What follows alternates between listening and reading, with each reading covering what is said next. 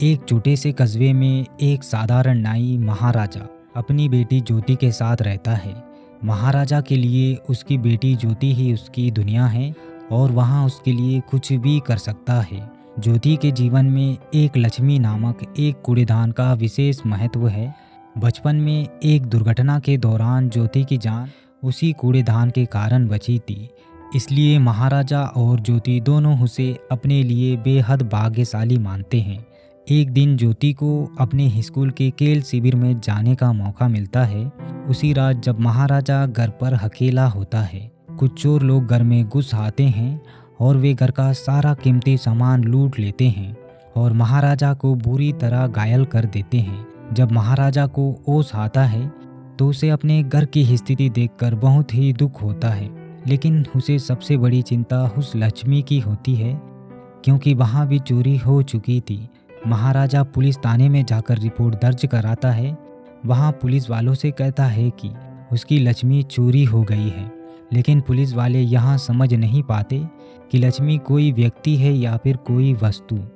पहले तो वे इस शिकायत को मजाक में लेते हैं और महाराजा को गंभीरता से नहीं लेते। वे सोचते हैं कि महाराजा पागल हो गया है, क्योंकि उसने एक कूड़ेदान के लिए इतनी बड़ी शिकायत दर्ज कराई है। लेकिन महाराजा बार बार पुलिस से जांच की मांग करता है और अपनी लक्ष्मी को वापस पाने की जिद में लगे रहता है। पुलिस को अंततः इस मामले की जांच शुरू करनी पड़ती है। जब वे जांच शुरू करते हैं तो एक के बाद एक कई संदिग्ध सामने आते हैं, लेकिन मामले की जटिलता धीरे धीरे बढ़ती जाती है और चीज़ें उतनी सीधी नहीं होती जितनी कि शुरुआत में लगती है। पुलिस को अब इस मामले में गहरी छानबीन करनी पड़ती है, क्योंकि महाराजा की जिद और मामले की पेचीदगी उन्हें मजबूर कर देती है। दूसरी ओर कस्बे में सेल्वम नामक एक खतरनाक अपराधी और उसके साथी लोगों के बीच आतंक फैला रहे हैं। वे लोगों को लूटते हैं, उन्हें धमकाते हैं और यहाँ तक कि हत्या भी कर देते हैं। महाराजा को संदेह होता है कि उसी के लोगों ने उसके घर में चोरी की है। वे सेल्वम के एक सहयोगी धन्ना का पता लगाता है और उससे पूछताछ करता है। महाराजा को पूरा यकीन हो जाता है कि धन्ना और उसके साथी ही उसके घर में चोरी की है। लेकिन जब महाराजा धन्ना से सच्चाई जानने की कोशिश करता है तो उसे एक चौंकाने वाला खुलासा होता है।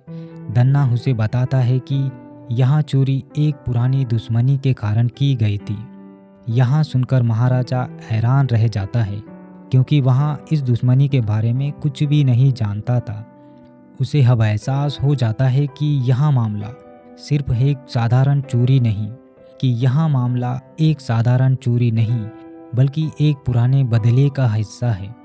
महाराजा अब अपनी लक्ष्मी को पाने के साथ साथ इस दुश्मनी की जड़ तक जाने का संकल्प करता है। उसकी यह यात्रा न केवल उसके लिए बल्कि पूरे कस्बे के लिए भी कहीं रहस्य को उजागर करती है। धीरे धीरे यह मामूली दिखने वाला मामला एक बड़े जटिल षड्यंत्र का रूप ले लेता है, जिसमें महाराजा को अपनी बुद्धिमानी, धैर्य और साहस का परिचय देना पड़ता है। अंततः महाराजा अपनी लक्ष्मी को वापस पाने में सफल होता है, लेकिन इस प्रक्रिया में वहाँ बहुत कुछ सीखता है और कई सच्चाइयों का सामना करता है। इस कहानी में न केवल एक साधारण नाई की दृढ़ता और साहस की झलक है, बल्कि यहाँ भी दिखता है कि कभी कभी छोटी छोटी चीज़ों का हमारे जीवन में कितना बड़ा महत्व होता है।